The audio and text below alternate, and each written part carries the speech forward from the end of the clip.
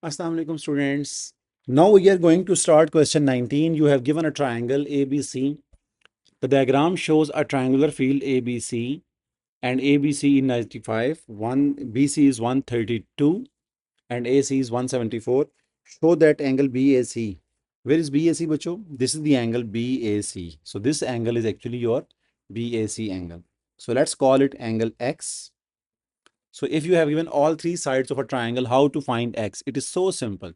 Simply apply cosine rule. तो क्या करेंगे?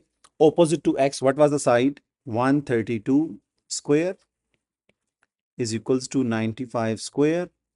बहुत प्रैक्टिस करवाई है बच्चों आपको मैंने इसकी.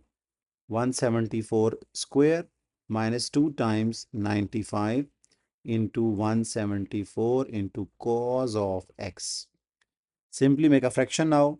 So 132 square minus 95 square minus 174 square divided by minus 2 times 95 into 174 is equals to x. Put this thing in calculator, bachcho. So make a fraction 132 square minus 95 square minus 174 square divided by minus 2 times 95 times 174. वो रख दी. Equals to, so here we have cos x is 0.6617. ठीक है. After taking it's inverse तो क्या आएगा? cos inverse of 0.6617. इसका inverse करें, shift cos, answer equals to, so x equals to 48.57. ठीक है. But if you look at the answer, they were saying up to 1 decimal. So it is 48.6 degree. ठीक है बच्चों, 1 decimal पे इसको round off करना है. So this is the answer, 48.6 degree. The field is sown with flower seed. Each square meter of the field is sown with the 3 grams of seed. ठीक है. तो पर स्क्वायर मीटर की जो बेटा सीड यूज हो रही है वो 3 ग्राम्स है. The seed cost $8.5 for 100 grams. ठीक है. Calculate the cost of the flower seed needed for the field. Right. Okay. तो सबसे पहले क्या करना है बच्चों? आप एक काम करें, आप इस पूरे फील्ड का एरिया निकाल लें. तो बेटा एरिया का फॉर्मूला क्या था? 1/2 AB sin C. तो एरिया क्या होगा? 1/2 AB. AB कौन सी साइड देंगे जिनके दरमियान वाला एंगल आपको पता हो? So you will take A as 95, A is 95, B is 174 and sine of angle between them which is 48.57. So this is 0.5 times 95 times 174 times sine of 48.57. 61 into 6.805. Let's see.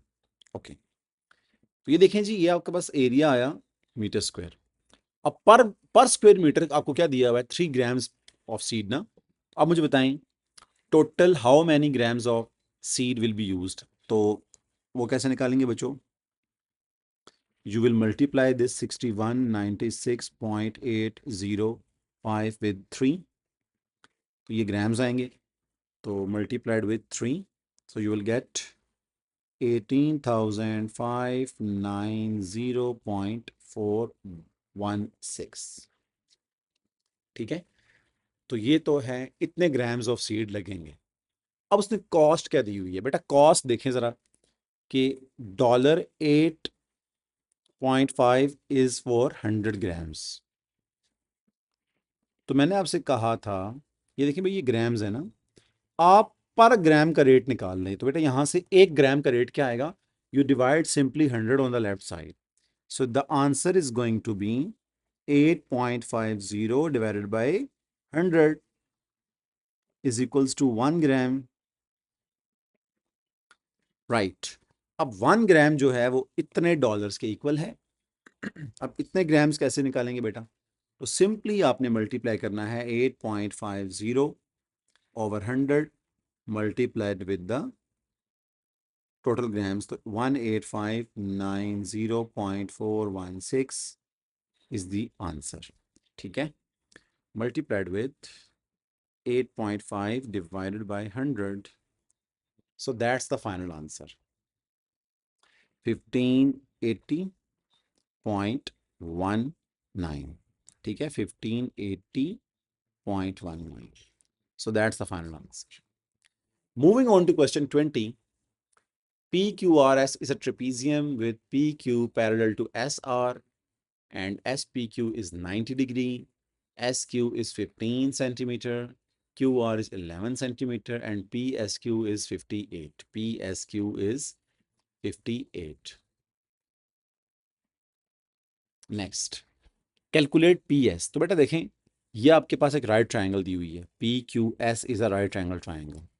ठीक है, तो आपने कैलकुलेट करना है PS. तो PS क्या है? This side. ठीक है, तो एंगल के ऑपोजिट साइड बेटा क्या होती है? परपेंडिकुलर. एंगल के एडजेसेंट क्या होती है? बेस. और this one is the hypotenuse. तो बेटा एंगल और हाइपोटेन्यूज ये देखें. So which one you will use? You will use cos. Cos of 58 is equals to base which is PS over hypotenuse which is 15. So PS is equals to 15 into cos of 58. 15 into cos of 58. 7.94. ठीक है, तो उसने क्या बताया था? Calculate PS. ठीक है, सो 7.949. ठीक है बच्चों, तो 3 सिग्निफिकेंट फिगर्स पे दें तो 7.95. Next, the next question is calculate the obtuse angle SRQ. So calculate the obtuse angle SRQ. अब बच्चों diagram is given, so you have to find SRQ, this angle. So let's call it maybe X. इसको X कह देते हैं. So ये angle आपने find करना है. obtuse एंगल क्या होता है? Greater than 90, less than 180. Okay, so अब बच्चों मुझे बताएं व्हाट इज दिस एंगल. देखें भाई, अगर ये दो साइड्स पैरेलल हैं, ठीक है, और ये वाला एंगल 90 है ना, तो you know this angle is also 90. Agree ना बच्चों? तो ये पूरा एंगल क्या है? 90 है. ठीक है, तो 90 में से अगर आप 58 माइनस करें तो 90 माइनस 58 इज 32. ठीक है बच्चों, 90 माइनस 58 इज 32. तो ये वाला बच्चों जो एंगल आएगा ना, this angle is 32. Now look at the relation. Angle के ऑपोजिट साइड, एंगल के ऑपोजिट साइड.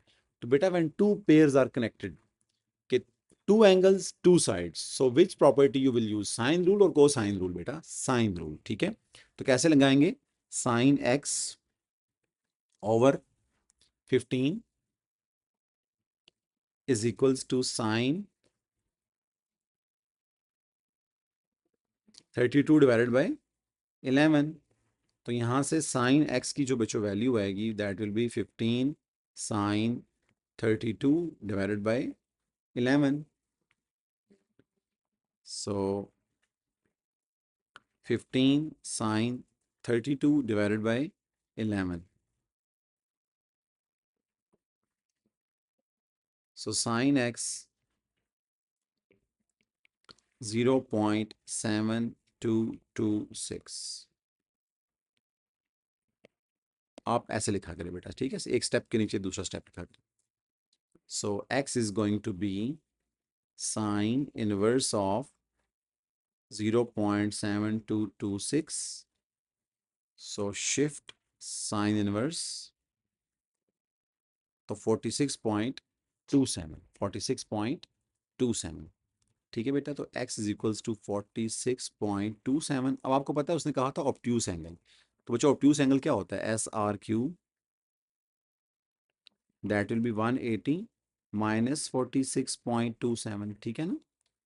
ऑब्ट्यूस एंगल का बेटा कॉन्सेप्ट आपको दिया हुआ है कि like if you have a triangle, ठीक है, तो लेट्स से this is the angle, this angle is x, so this remaining angle is 180 minus x.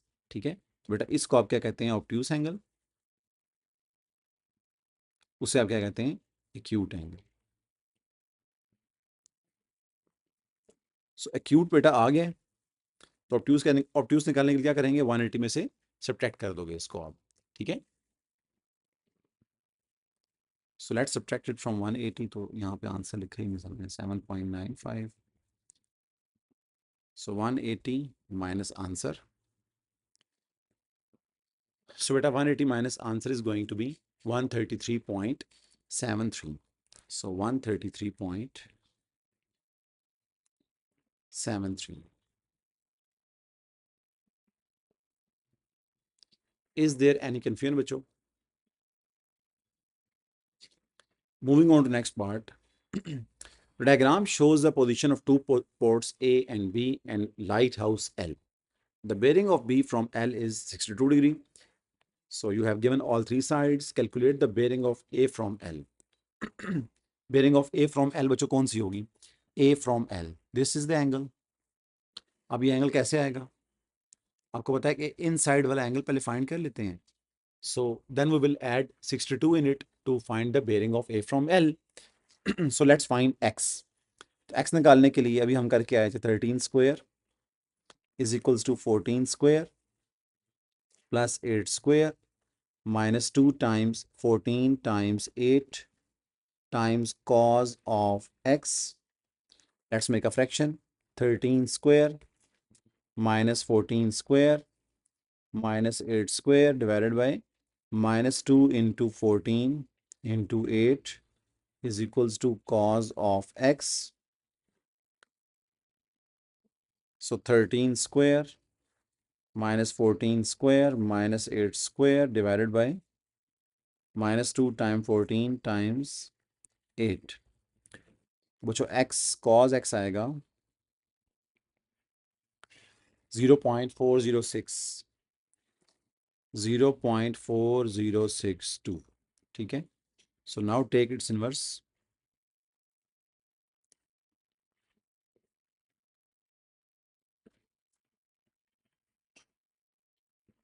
Shift cos answer. So the answer is going to be 66.03, ठीक है बच्चों.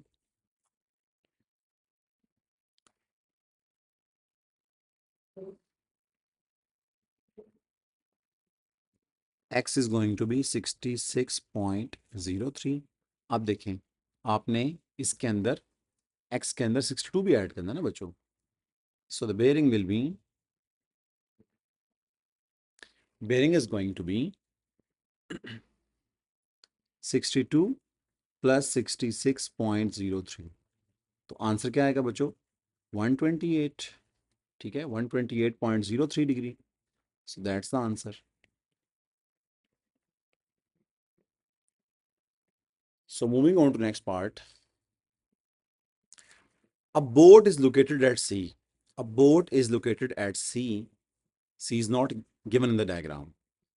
C is 11 kilometer from B and BCA is 90. BCA is 90 degree. So 11 kilometer from A. Sorry, from B. The boat travels to port A in a straight line. Find the distance the boat travels. तो बेटा उसने एक important बात की है कि BCA 90 है. सो बेटा BCA 90 का मतलब ये है कि C तो कहीं पे भी हो सकता है ना. ये देखिए जरा, यहाँ पे भी हो सकता है. ये देखें C है ना, तो ये एंगल 90 होना चाहिए, ठीक है. अच्छा, C इधर भी हो सकता है भाई, ठीक है. बस आपने BCA जो है ना वो 90 रखना है. C इधर भी हो सकता है, ठीक है. तो जो मर्जी पोजीशन बेटा आप ले लें, बट मेक श्योर करें कि BCA जो है that should be 90. So choose any of the position. जब ऐसे क्वेश्चंस आते हैं तो आप एक रीजनेबल सी पॉइंट ले लें. तो let's say I am taking C as here. तो ये देखें, ये एंगल, ये पॉइंट C है, ठीक है. उसने B से C की लेंथ बेटा दी हुई थी. B से C की लेंथ क्या थी, 11 थी. तो yes that make sense that this is 11, ठीक है. The boat travels two port A in a straight line, ठीक है. तो जो बोट है ना बेटा वो सी पे है, उसने ए की तरफ ट्रेवल करना है. तो बहुत सिंपल है बच्चों. How to find the distance the boat travels, तो बहुत सिंपल है. हाउ टू फाइंड बेस, ठीक है बच्चों. तो ट्राइंगल दी हुई है, राइट ट्राइंगल. तो आप क्या करेंगे, पाइथागोरस थ्योरम लगाएंगे, so that will be 13 square is equals to, अच्छा हम इसको इधर कर लेते हैं, 13 square is equals to 11 square plus A C का स्क्वायर। ये है जी बोट ने जो ट्रेवल किया है डिस्टेंस ए से सी या सी से ए, ठीक है। सो तो यहाँ से ए सी निकाल लें, A C is going to be square root 13 square minus 11 square, so 169 minus 121, so root 48 is the answer बच्चों। so root 48 is the answer, तो स्क्वायर रूट ले लें इसका, क्या आएगा रूट 48, so 6.93, ठीक है 6.93। Next, the boat then travels in a straight line from port A to port B, from port A to port B। ये देखिए बेटा, A से वो, देखिए C से A पे आई थी ना, अब वो C से सॉरी A से B पे जा रही है, ठीक है। अच्छा, तो 13 डिस्टेंस उसने कवर किया होगा from A to B। So the boat then travels in a straight line from port A to port B। It travels at an average speed of 3.75 kilometers per hour। Calculate the time Calculate the time taken for the boat to travel from port A to port B। So simple बेटा, देखें time का बेटा formula क्या होता है, as you know that बेटा speed जो होती है that is distance over time, ठीक है। तो यहां से बच्चों टाइम कैसे निकालोगे आप, time is equal to distance over speed, ठीक है। अब डिस्टेंस दिया हुआ है, what I remember that distance was given from A to B in kilometre, ठीक है। तो बेटा प्लीज यूनिट्स देख लिया करें, अगर यहाँ मीटर होता तो मुझे यूनिट चेंज करना पड़ता, बिकॉज जो स्पीड है वो किलोमीटर पर आवर में दी हुई है। तो जो डिस्टेंस दिया हुआ है ए टू बी दैट इज 13, तो let's use it here, 13 divided by speed क्या दी है बच्चों 3.75, ठीक है। तो ये आवर्स में आएगा, आपको पता है ना ये आवर्स में आएगा, तो 13 डिवाइडेड बाय 3.75 आवर्स, तो दैट इज 3.47, so 3.47 hours, तो hours and minutes, so it means 3 hours 0.4 hours, ठीक है।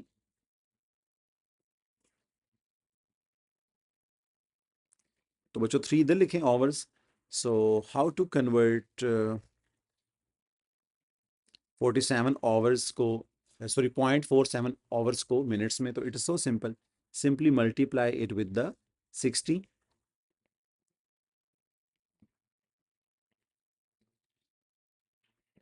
तो 0.47 multiplied with 60, so that's it, so this is 28.2, so we can say 28 minutes, 3 hours 28 minutes, right bachcho? Moving on to part next question, which is 22,